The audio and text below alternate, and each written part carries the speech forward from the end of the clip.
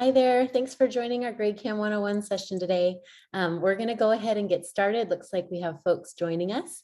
We have our bit.ly link right there on the screen for you. So if at any time you want to click through some of the resources that we're showing, or you want to come back to this later to access a recording or see one that you missed, feel free to use that bit.ly link that you see in the bottom left corner of the screen, and we'll probably flash it a few times throughout our presentation today. So hi, I'm Katie Selstrom. I work for GradeCam. I'm a customer success coach and a former teacher. And my partner is here, Kate.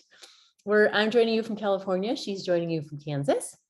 And Kate will be manning the chat for us. So as you have questions along the way, feel free to ask those questions and Kate will jump into those and answer them. So let's go ahead and get started.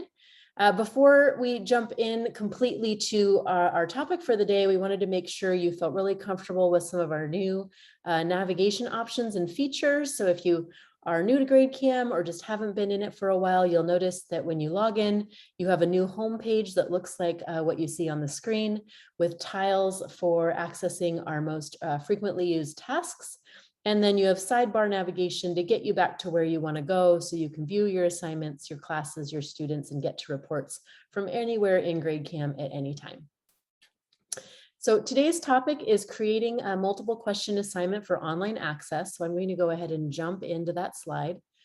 Our webinar format follows these 3 steps. So we'll show you step by step how to create a multiple question assignment and get it ready for online access. We'll walk through some pro tips for you and give you some extra credit activities if you're more of an advanced user and you want some other tips and tricks. Our recording from our last session is available here, and we'll go ahead and update that link with today's recording once we're finished. So to get us started, we're going to walk through the bullet points that you see on your screen. So we'll create an assignment, and I'll talk a little bit about naming conventions so that you can find your assignments later and year after year. We'll walk through adding attachments. So that's actually bringing your assignment, whatever that is, whether it's on paper and you convert it to a PDF, or it's in a slide deck or PowerPoint presentation and you put it into PDF slides. We'll just talk about adding those attachments. I'll walk you through creating your online access window so students can get access to your assignment online, and then show you how to preview it as a student so you can see what your students will see without having to know their login information. Very quickly, I'll walk through some of the Google Classroom, Canvas, and Schoology options that are available when you do online assignments. And if those 3 learning management system platforms aren't available to you, I'll talk a little bit about GradeCam Student Portal and how to use our student login code so that students get access. On the left-hand side, you'll also see support articles. If you're new to GradeCam and not sure how to create assignments or all the options you have available, you have those support articles and our in-app tutorial to walk you through it. So that's actually where I'm going to start. I'm going to go ahead and click on our in-app tutorial to get us ready. So if you haven't already tried it, we have a question mark in the bottom left corner of your screen called the Resource Center, and you can pull up any of these in-app tutorials that walk you through common tasks like creating an assignment. So I'm in the Create an Assignment tutorial, and it's walking me through the steps. So I'm going to start from my assignment list. I'm going to select New. I'm going to choose a multiple question assignment. That's our most popular assignment type, especially if you're going to give something online. This is the one you need to choose. And all I need to do here is create an assignment name and save it. So one little tip about creating your assignment name, typically you want to use your course name to start off. So I'm just going to choose ELA 10, or it could be English 10, or if I am an elementary or middle school teacher, it could be whatever course or section name I teach. In parentheses, I'm going to put the unit or lesson or topic that I'm focused on. So I might call this Unit 1 for my assignment. And then at the end, I typically put what type of assignment this is: homework, exit ticket, check for understanding, quiz, midterm, test, whatever that is. So I would type that in. So following some sort of naming convention will help you and your colleagues, if you're sharing assignments, find assignments later. It will also help any of your PLC leads look from a huge list of assignments to find the one that they need. The last step here in creating an assignment is to just click Save. So from here, I'm ready to create a key. So this would assume that I am using a multiple choice assignment and I have the answer key right in front of me and I'm just bubbling in the correct answers. So that's what our tutorial is walking you through here. And then next, it shows you that you're ready to move on to taking this assignment online. So to take it online, our next step is to think about, adding an attachment. So adding an attachment means I want the students to be able to look at something while they're doing their assignment. If they were looking at a screen or something on paper, that's fine. You could be projecting that way. But if you actually want them to see side by side with their digital answer key, the assignment, you would have to upload that assignment.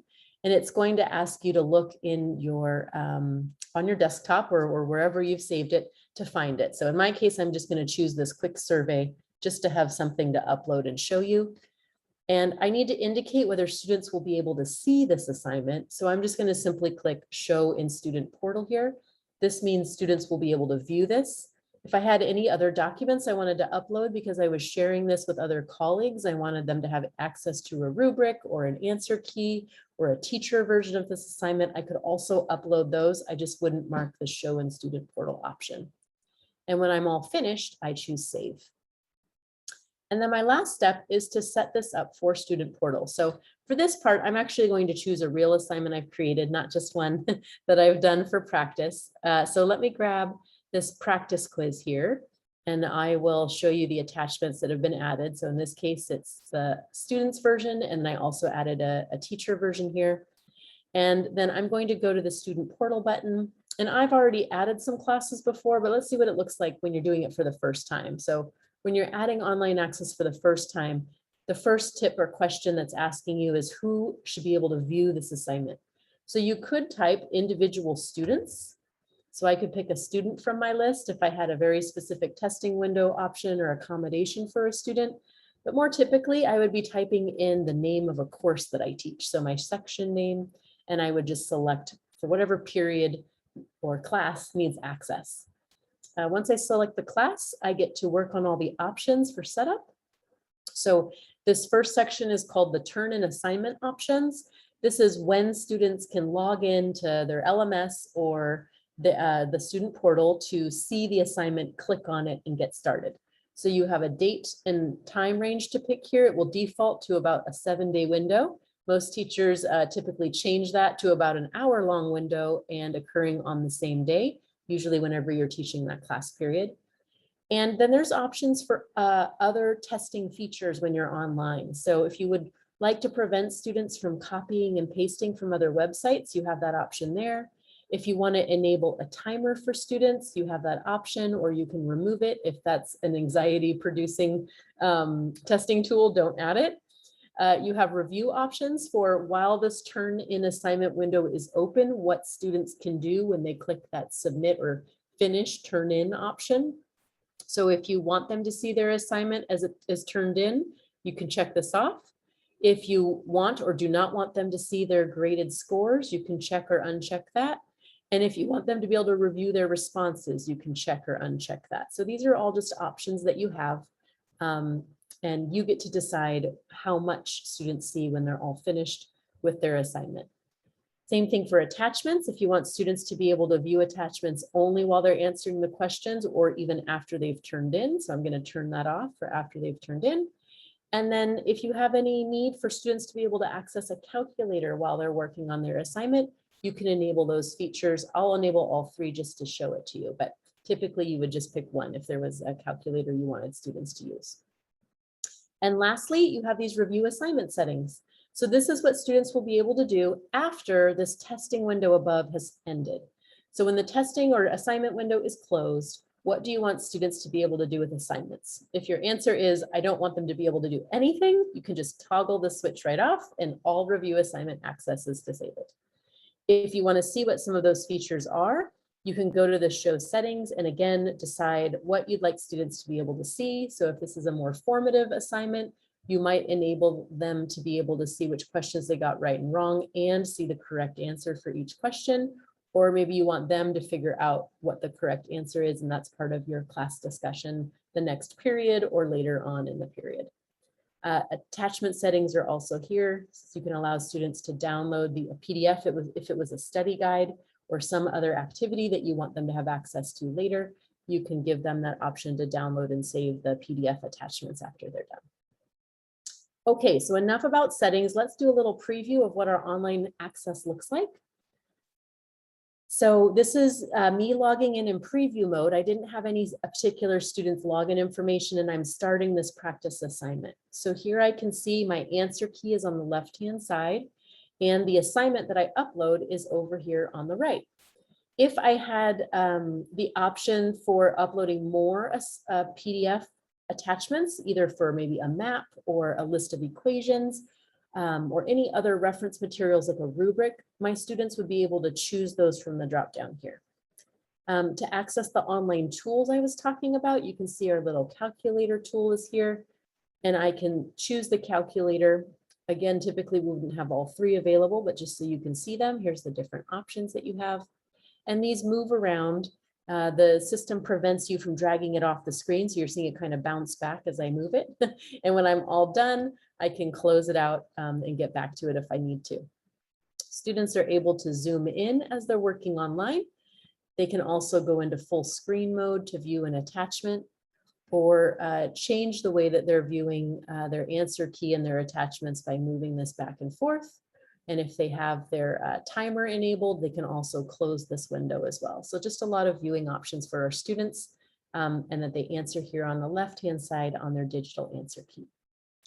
So that's essentially the essence of creating an online assignment and getting it ready for the portal. Let me go back to our slide deck real quick just to make sure.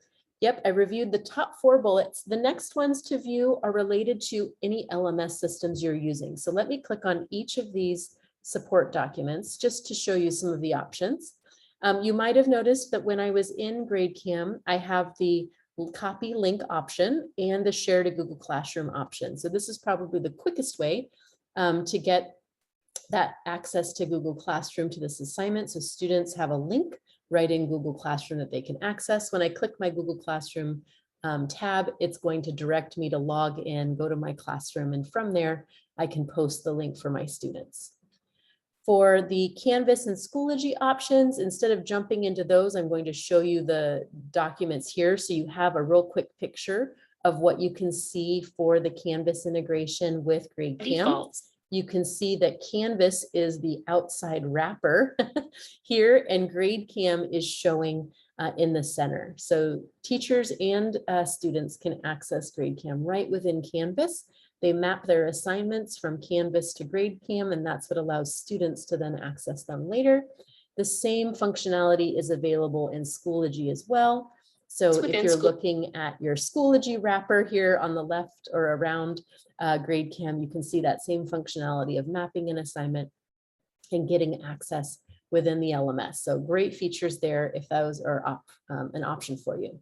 If they aren't, no problem. We also have the ability for you to just grab your student logins and jump right into the login codes. So that first link I clicked on took me to how students log in to GradeCam. So students have the same login option. The URL is slightly different. At the top, it says app.gradecam.com/student-login. And they type their first name, their last name, and their access code here.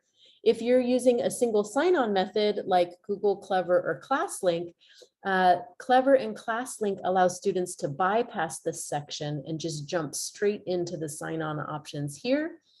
Google has you fill out the information once with an access code, lets you authenticate, and then from then on, you're able to continue as a student logging in with that method. To get your student login codes, if you're not using Clever or ClassLink, there's a real short video here that walks you through going to your classes tab and being able to access those codes by clicking on the little icon.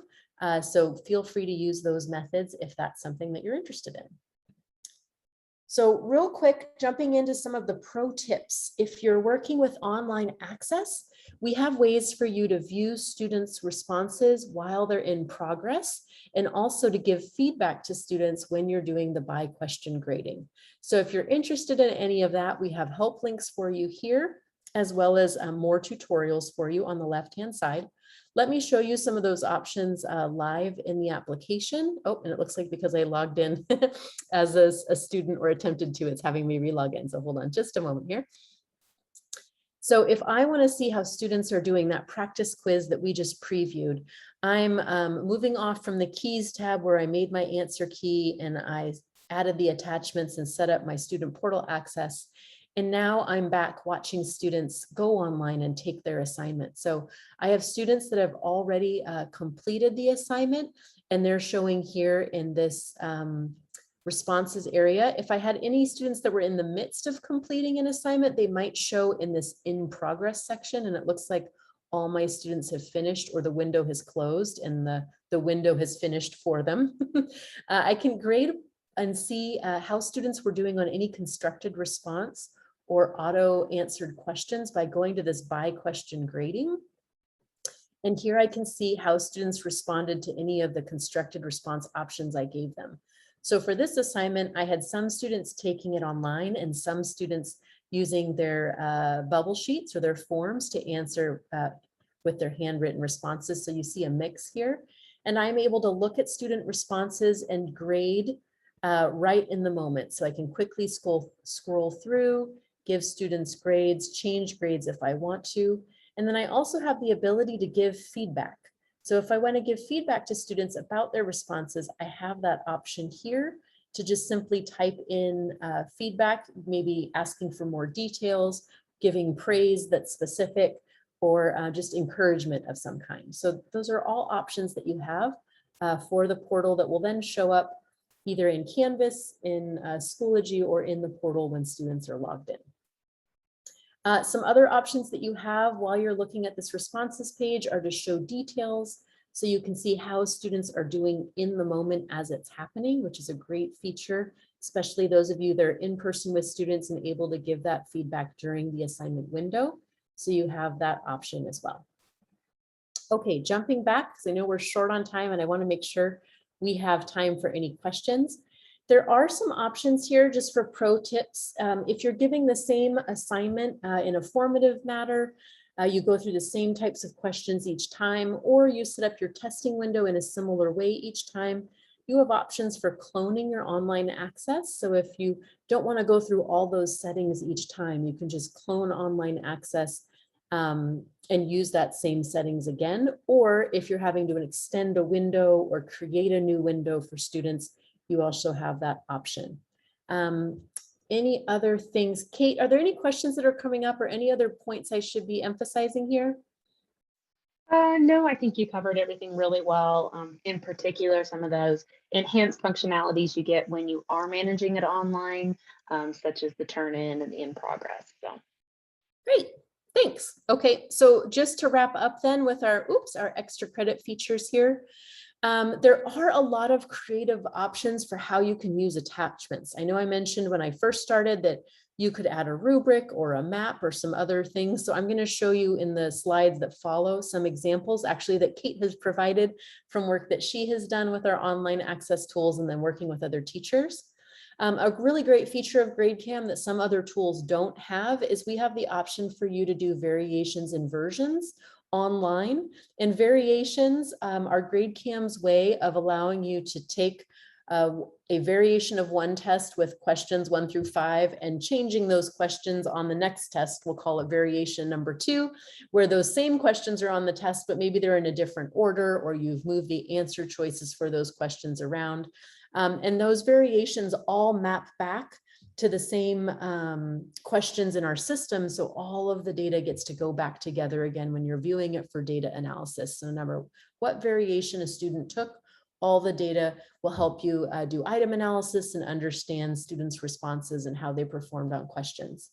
We also give you the ability to do versions, and in GradeCam's world, versions are a way to do accommodations where you can create one test that might be your base test or your primary key, and a second test with accommodations. So maybe you've limited the number of answer choices for students that are on an IEP with that particular accommodation. Or maybe you've created two entirely different versions of a test that cover the same skills but have different questions. So we allow you to do both of those, and both of those are available using our online access tools, where you can either randomly assign students these variations and versions, or you can directly assign them. So a lot of really nice tips and tricks here if this is something that's of interest to you. So just to scroll through some of those options, if you're an elementary teacher joining us today, these are what some of your online access options could look like. Assignments don't always have to look like the assignment that I showed you. You can use a lot more pictures in your assignments. You can add or embed questions right within a text, like you're seeing here on the bottom right. Or you can do some of those softer skills, those social emotional learning skills, check in with your students and use your assignments more like surveys to find out how students are doing and collect more open-ended responses. So just some options here for you.